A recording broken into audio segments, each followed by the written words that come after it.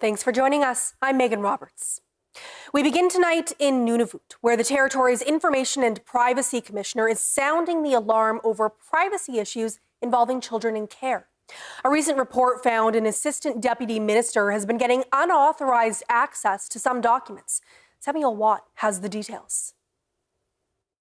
Who should or shouldn't have access to information about children in care? That is the question this report from Nunavut's Information and Privacy Commissioner seeks to answer. Graham Steele's report says one person has had unauthorised access to some files. Bernadine Rogers, the Assistant Deputy Minister of Family Wellness. She was seeing files intended for the Director.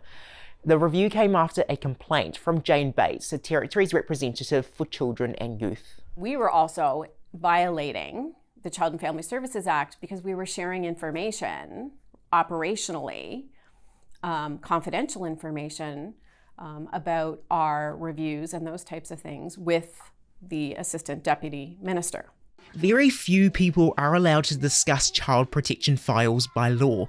That list includes the Family Services Minister, the Director, a child protection worker, but it does not include an Assistant Deputy Minister. The report says there have been numerous changes within the department, and that has created confusion about who is involved in a file. The department has set itself up in a way that does not align itself with the Child and Family Services Act, and therefore that violates the rights of children, youth, and their families. While this may all seem legalistic, Commissioner Graham Steele says all of this matters because children's lives are at stake. Steele says these issues likely include other family services employees and there's a confidentiality problem baked into the system. He recommends that the department amend the Child and Family Services Act or change the new positions to better reflect the legislation. In a statement, Family Services says it's carefully reviewing the findings. Samuel Watt, CBC News, Iqaluit. An Edmonton man has been charged in relation to multi-million-dollar fraud in Nunavut. 23-year-old Kirk Nosaji Iyekapoler has been charged with defrauding the Kikatalik Business Development Corporation. He's accused of stealing over $2.9 million through a business email scam. The same person also defrauded the Nunavut Film Development Corporation of $26,000. He's been taken into custody, and his next court appearance is July 22nd in Iqaluit. This is the second multi-million-dollar fraud arrest in the territory. A Winnipeg man was also charged earlier this year with defrauding the Kikatani Inuit Association of over $2 million. The sale of Canadian North has been confirmed. The airline is now owned by the Exchange Income Corporation, or EIC. In a news release, EIC says it purchased the airline for $205 million. In a separate release, Canadian North's president and CEO says the sale will allow the airline to grow and keep serving communities. Speaking with Radio Canada, EIC's president says Canadian North might expand its presence to further benefit Northerners. Right now, a lot of the staff that we have working in our Northern air operators come from the South. Well, we can actually have a big part of that labor pool actually being drawn from the communities that we're servicing. I mean, it's a wonderful thing. It saves us cost. It's an investment in the communities. And again, they feel empowered that it becomes almost their airline, as it should be. Peter also says routes, flight frequencies, and prices will not be changing. The Competition Bureau confirmed to CBC News that it won't challenge the sale, but federal law allows it to present a challenge to the Competition Tribunal within a year. Canadian North declined an interview request. Emergency crews responded to an explosion that rocked a downtown Yellowknife neighborhood early Tuesday morning. A loud bang around 2 a.m. woke people in the area of 54th Street and 52nd Avenue and beyond. Yellowknife RCMP say its initial investigation suggests a person had been huffing propane inside a parked boat. As Nadir Hashmi reports, many residents were left shaken. It was a tense situation for residents here in downtown Yellowknife when they heard a loud explosion early Tuesday morning. I was going to run away I thought somebody was breaking in my window. Clary lives in an apartment right across the street. She says a bedroom window shattered from the blast.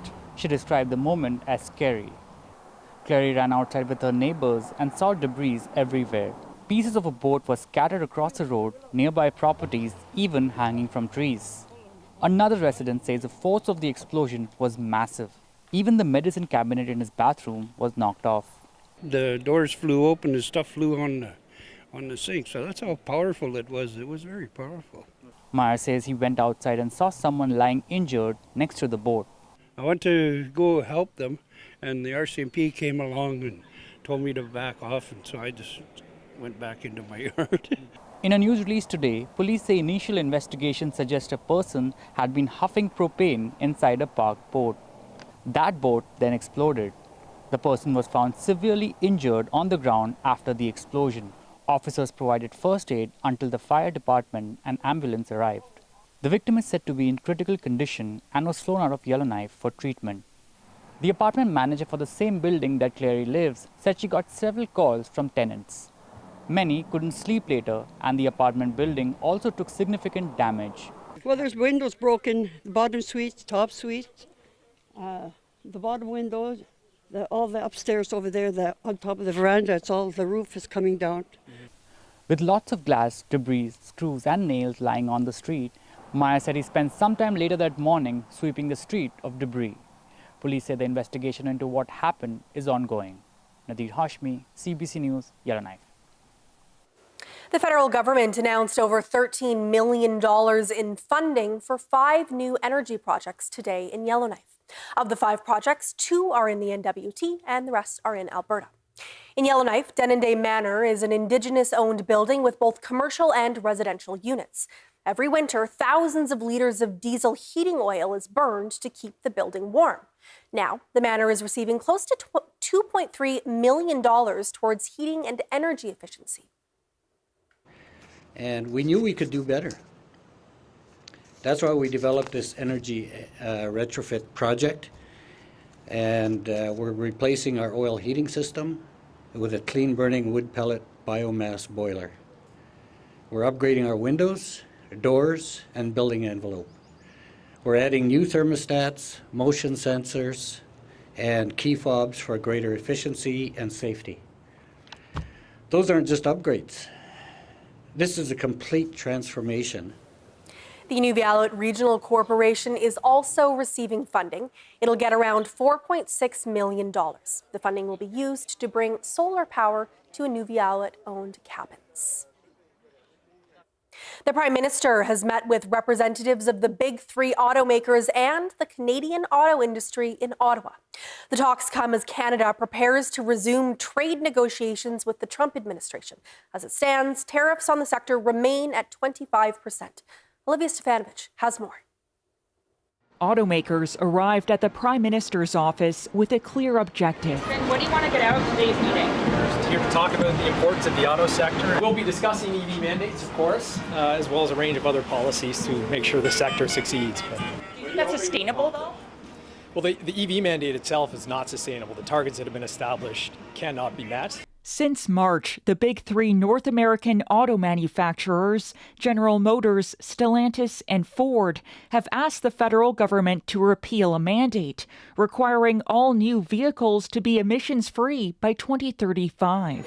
Will you drop the EV mandate? The finance minister won't say if the government is willing to go there. We're always going to be there to support the industry and our workers. But Ottawa is facing pressure.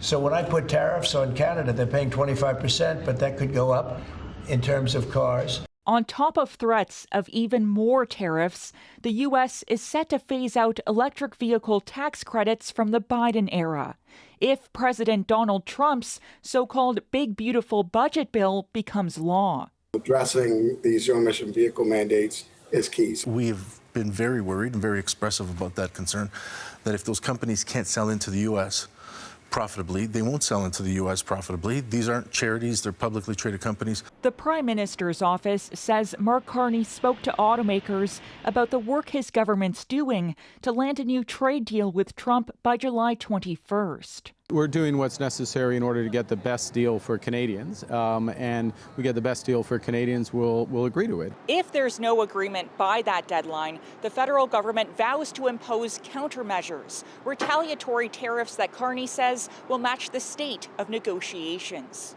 Olivia Stefanovich, CBC News, Ottawa.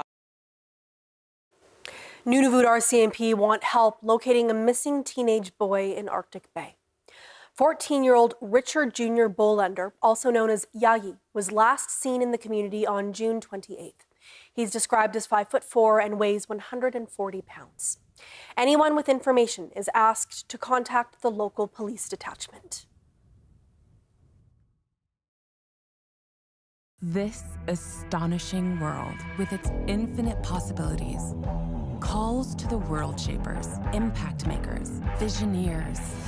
Together, let's unlock potential everywhere. New year, new school, new uniform. High school was a chance at reinvention, a whole new me. Who to join? Jocks? Nerds? This was life or death. Take a risk. Life's short. Don't waste it living someone else's life. Just live your own. Sometimes you find yourself in the right place at the right time. And if you're there with the right people, well, it doesn't get any better than that. I brought a few friends along with me today. 3, 2, 1. Mom, you're embarrassing me in front of the dragons. Take me home, James. Full of surprises here on The Den. Dragon's Den. Watch free on CBC Gem. 12 of Britain's best amateur bakers have made it to the tent. This is an absolute dream. Every inch of their baking skill will be scrutinised. Lovely jubbly. Those that falter will leave the tent. One wrong move and it's over. You want a game? Bring it on. Go, go, go! Oh my God! We need help out there. Yeah, we'll come for you. This is it. Canada's ultimate challenge.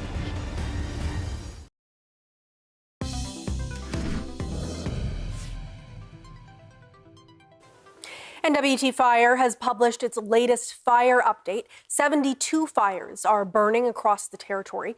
It's reporting 5 new fires following lightning hitting the North Slave region yesterday and the Dutcho today. In the Beaufort Delta, air tankers and crews continue to work on fires southwest of Fort McPherson and east of Nunavut. In the North Slave, aggressive air attacks continue on a fire west of Edzo to prevent any potential threat to Betchacon. You can find the latest information through NWT Fire online.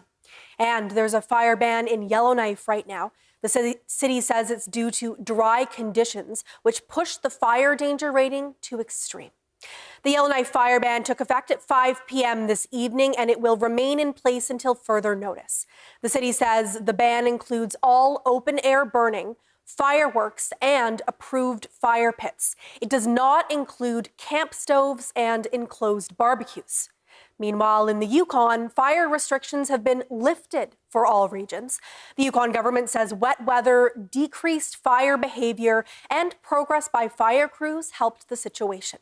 It says normal fire season burning rules are still in place.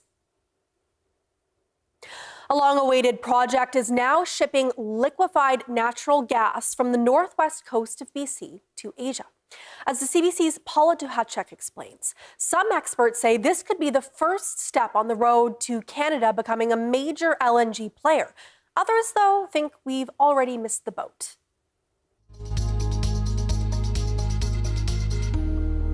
It's almost inevitable that Canada becomes a top LNG player. After years of waiting and dozens of cancelled projects, Canada's first liquefied natural gas, or LNG, export facility is finally up and running. It's quite gratifying to see something's finally come to fruition.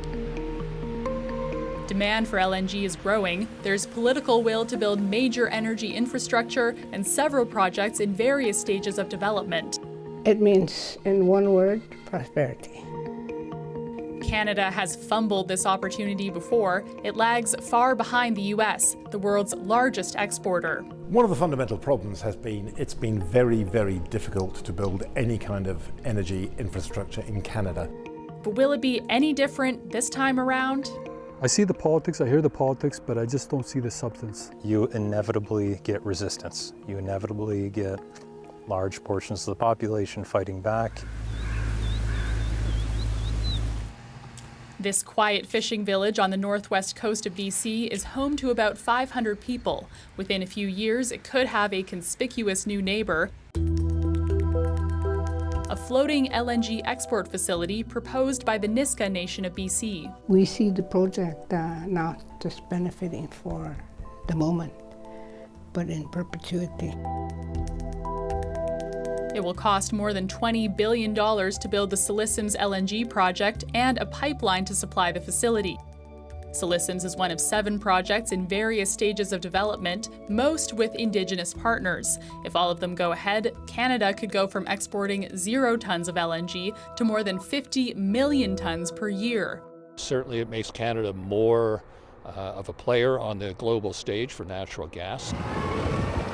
There's growing political momentum to build major projects. Both federal and some provincial governments have passed bills aimed at speeding up the approval process. With a sort of political tide changing somewhat, there's maybe some more ability for governments at all levels to put their support behind some of these projects. About a decade ago, a few dozen LNG projects were proposed in BC, but almost all were cancelled, facing regulatory hurdles and a crash in commodity prices. Today, Canada has a second chance. Some experts believe demand for natural gas could grow 70 to 80% in the next few decades, and Canada's west coast has a quick route to markets in Asia. But the U.S. is eyeing the same opportunity, including with a potential project in Alaska. It's a competitive market. Everybody's fighting for this market share. Not everybody's going to win. The proposed Alaska LNG mega project could cost more than $50 billion to build. It would give another boost to the U.S. LNG industry, which is already the largest exporter in the world. You have the Secretary of Energy, you have the Governor of Alaska, you have everyone getting together and saying, we want your investment, we'll build fast, we're a reliable exporter, and so you should put your money here. So it's what I see right now is just rhetoric. This Conservative MP is also the former chief counsellor of the Haisla Nation. He's skeptical that Canada can reinvent itself as a major LNG player. I don't think this government is truly sincere in turning Canada into an energy superpower, let alone fast-tracking major projects. Others caution about rushing into projects without fully considering the possible environmental consequences. This is one of the rare parts of the world where you can drink from the streams, you could drink from the rivers, and I think that's what people are largely concerned about with the LNG project. This community, about 300 kilometers up the Skeena River, is a fishing town and boasts itself as the steelhead capital of the world. It's quiet. It's also a great place to raise your kids because you can just say, if you're bored, go outside and find something to do.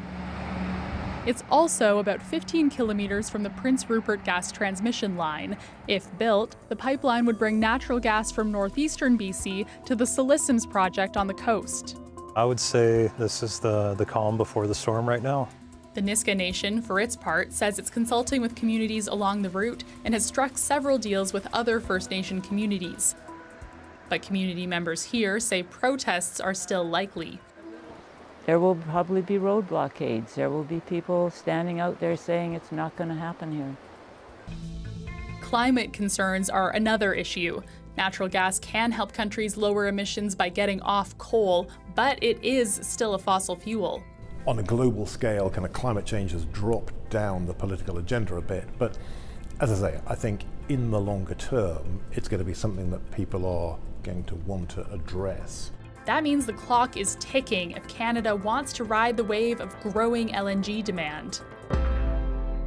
For us, the opportunity for these Canadian projects is really in the next 5 to 10 years, where we see the strongest growth for LNG exports. As for the Nisga'a Nation, it's determined to get the Citizenship project done.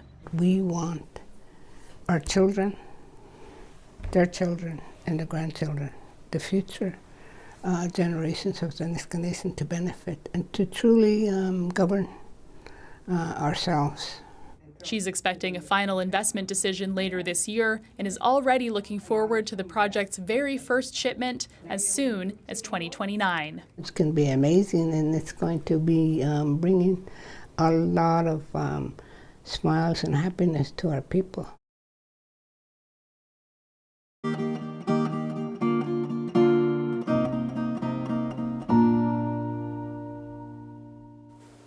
After more than 40 years, change is coming for a Whitehorse grocery store. Riverside Grocery is moving to a brand new building right across the street from its current location. The CBC's George Moratis has more. It's the end of an era for Riverside Grocery. Well, we've just been in this building for many years and generations, and as much as we love it, it's about time to upgrade. And so we're looking at the new store hopefully soon. Levi Commons grew up with the store. It's been in his family since 1983. Oh, I've a lot of old memories in the store for sure. Back in the old days, we had the old typewriter style tills, and I think I was too short to stand behind the counter, so I would stand on an old milk bucket. We used to always hang out in the upstairs, the living room, we used to call it. We had our Nintendo up there, our TV with the VHS player attached to it. We used to watch Free Willy and play Duck Hunt quite a lot. Commons knows change can be hard. The new location will allow them to not just grow their business, but expand their clientele as well. Of course, everyone's going to miss the old building. It's so squishy. Everything is kind of all over the place. It's also a little bit chaotic. It's not accessible. It's not really what we want our business to be. So I think we'll still be over there, and it'll be the same products spread out, easier to navigate, everything like that. The move by Riverside comes as many other local businesses struggle or close. A big part of it is we do have a lot of products, but we put a lot of kind of care and research into everything that we do carry, and we do like all of the products that we carry ourselves. So we can talk about everything quite a lot, and we know that we like them, and they're good quality, they're good companies, and they're just kind of good for the world. It's not easy for sure, but we have a lot. It seems like there's a big community that's rallying around us and have supported my family for many years, and we're very grateful to have that kind of support. And it's definitely given us the opportunity to move on to a new location, which is it's been brewing our minds for a long time. The managers say the new digs will include much of the roughly 10,000 items on the current store's inventory list. That includes possibly the store's most popular. More importantly, will the machine be crossing the street? Absolutely, yeah. That is not going anywhere. Yeah. Well, it is. It's going somewhere. It's going across the street. George Moratis, CBC News, Whitehorse. A Yellowknife-based throat-singing duo is back in Canada after a whirlwind tour of Japan. Inukshuk McKee and Tiffany Ayaluk from Biksik were invited to the World Expo in Osaka. Heidi Adder has more.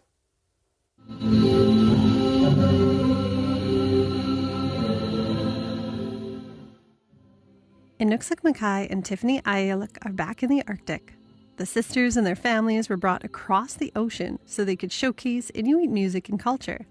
The two sisters sang for crowds in different venues all throughout Osaka, while Mackay's husband and sons demonstrated Inuit games. Audiences were really excited to see throat singing and to see Inuit games, and it was hot, but we managed pretty well. It was about 35 degrees. We were kind of sweating the whole time, but the boys did good despite the heat and got their kicks in and their muskox push. So it was really, really awesome. We had a great time. There are similarities between Japanese and Inuit culture, a deep respect for elders, valuing children, being considerate towards others, and creating a healthy environment. Ayaluk says it was wonderful to share Inuit culture. I was really inspired to see people come and learn with such an open heart and such a openness.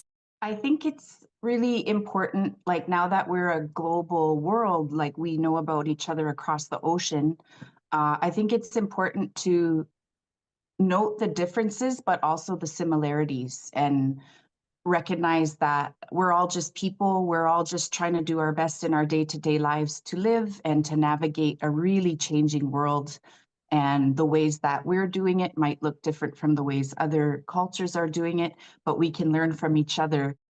Mackay's boys are already planning their next trip back, and the sisters are dreaming of touring the country more in the future, especially to the smaller Indigenous communities in northern Japan. Heidi Adder, CBC News, Happy Valley, Goose Bay. A celebrated Yukon musician sang at a citizenship swearing-in ceremony in Whitehorse yesterday, and he even became a citizen himself. Matthew Lian is often referred to as a Canadian musician by fans around the world, especially in Taiwan, where he's established a significant fan base. But until now, that title has been honorary. Lian is actually American and was born in San Diego, California. But after decades of living and playing music in the Yukon, he decided to make his relationship with Canada official. After singing in the ceremony, Lian finally became a citizen. When Brendan Hanley, our MP, was speaking, he finished his remarks by saying, "Welcome home." And that almost brought tears. Well, later when I spoke to him, it did bring tears to my eyes. It kind of rewires my brain to some extent. I mean, I've been here. I've been a Yukoner since I was 7. But there's really something about making it official that just makes me really proud and grateful for this amazing place that we live, locally and nationally. Lian took the oath along with newcomers from 14 different countries.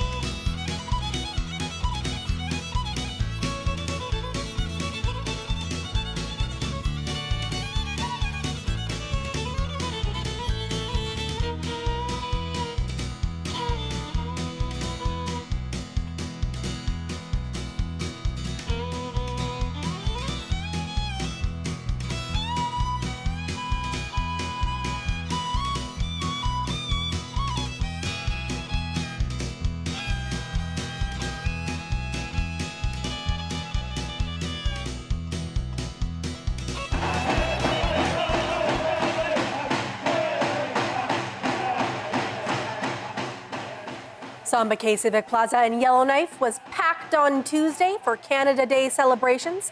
In addition to the Dene Drummers, there was a multicultural showcase as well as performances by northern artists. Earlier in the day, the festivities kicked off with the Canada Day Mile. Dozens of runners, plus some kids and furry friends, hit the streets. They were followed by the annual Canada Day Parade.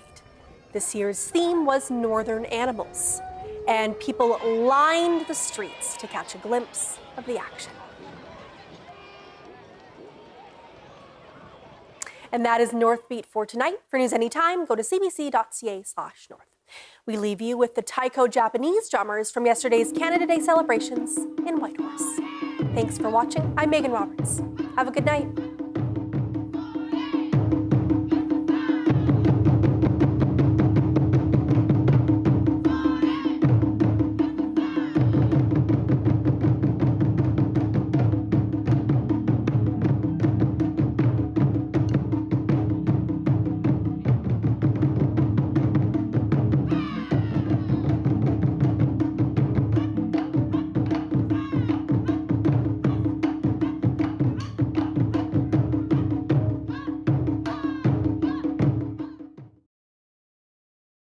This astonishing world, with its infinite possibilities, calls to the world shapers, impact makers, visioneers Together, let's unlock potential everywhere.